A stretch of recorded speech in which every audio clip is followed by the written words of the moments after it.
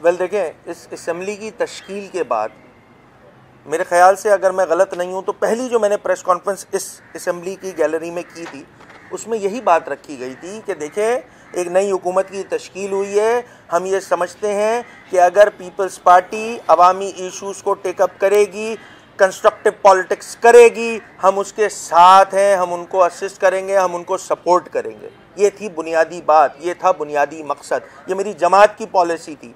आज लगभग 1 साल गुजर गया है जनाब, वही ढाक के 3 पात। ये चुनो नई सोच जो है, ये जो बिलावल भुट्टो की चुनो नई सोच थी, ये तो बढ़ गई, ये तो बढ़ गई, क्योंकि 1 साल बाद वही ढाक के 3 पात सूरत हाल जू की तू है। वो धंधे सारे चल रहे हैं, ये टैंकर माफिया, ये रिक्शा माफिया, इस शहर को माफियाज के ज़ेरे तसल्लुत कर दिया इन लोगों ने। तो जब ये सूरत हाल रहेगी तो भैया चुप का रोज़ा हमारा थोड़ी है। आवाम ने वोट दिया है हमें, आवाम के इश्यूज़ को हाईलाइट करने की जिम्मेदारी हमारी है, ना सिर्फ हाईलाइट करने की, और जहाँ पे एहतजाज की ज़रूरत पड़ेगी मुत्तहिदा कौमी मुल्क पाकिस्तान तमाम जमहूरी अंदाज इख्तियार करेगी, और इस तरह लोगों को हम स्पेयर नहीं कर सकते। अली भाई ये बता देगा, एक तरफ आपने पीपल्स पार्टी की बैड गवर्नेंस को बड़ा तफसीली आपने बताया, दूसरी तरफ आप ये भी बोल रहे हैं कि बिलावल जो है वो वजीर आज़म एमक्यूएम के बगैर नहीं बन सकते। तो ये फॉर्मूला तय कैसे होता है, बैड गवर्नेंस भी और फिर वो वजीर आज़म की आप उनके बनने की भी बात करते हैं? वेल, इनकी ख्वाहिशात है ना, हर जमात की ख्वाहिश होती है कि भाई हमारी क़यादत या हम वो जमात इतने वोट ले ले, इतने उनको जो है वो मेजॉरिटी मिल जाए कि वो वजारत उज़्मा के लिए एलिजिबल हो जाए। पीपल्स पार्टी की ख्वाहिश है ये काम कि भाई बिलावल जरदारी साहब जो हैं वो प्राइम मिनिस्टर बने पाकिस्तान के। अब मसला ये आ जाता है कि पीपल्स पार्टी की मकबूलियत बाकी सूबों में कितनी है, उसका अंदाज़ा तो माशाल्लाह आप सबके इल्म में है कि कितनी मकबूलियत है बाकी सूबों में। रैस है कि यही सूबा रह जाता है।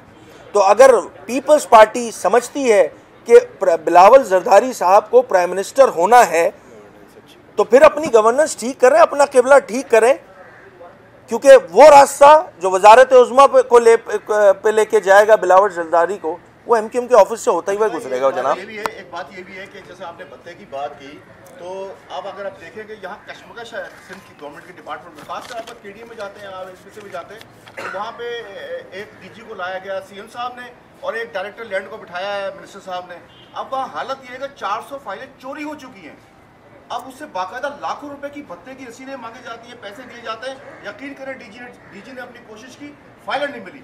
और इसके अलावा भी डिपार्टमेंट में आप लोगों की खामोशी बड़ी गैर मायना है, इसको आपको रिकॉल करना पड़ेगा, जैसा आप बता रहे हैं। देखिए, आज तो ये मैं फिर दोबारा रिपीट कर लेता हूँ, आज 10 रुपये के 12 तर्जुमान और 100 रुपये के 22 स्पेशल असिस्टेंट पे बात की है।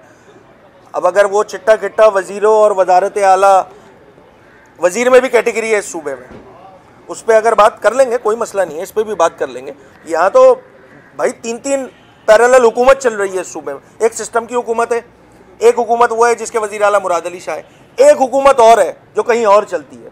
तो इसमें भी पूरी खुल के बात करेंगे, बिल्कुल इसमें कोई मुबालगा राय से काम नहीं लेंगे। इस सिंध की आवाम की फलाह के लिए, शहरी सिंध, दही सिंध की खलीज को कम करने के लिए मुत्तहिदा कौमी मुल्क पाकिस्तान अपना किरदार अदा करती थी, अदा करती है, अदा करती रहेगी इंशाअल्लाह।